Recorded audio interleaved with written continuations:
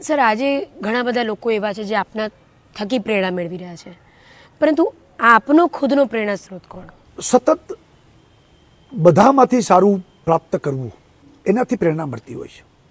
દાખલા તરીકે ભારતીય જનતા પાર્ટીમાં નરેન્દ્રભાઈ મોદીથી શરૂ કરી અને ઘણા કાર્યકર્તાઓ, ઘણી બધી સારી સારી બાબતો બધામાં હોય છે.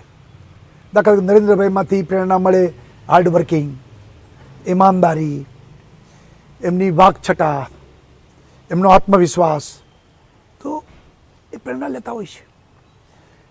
બીજા અનેક કાર્યકર્તાઓમાંથી પ્રેરણા પણ મળતી હોય છે. નાના કાર્યકર્તામાંથી પણ પ્રેરણા મળતી હોય છે કે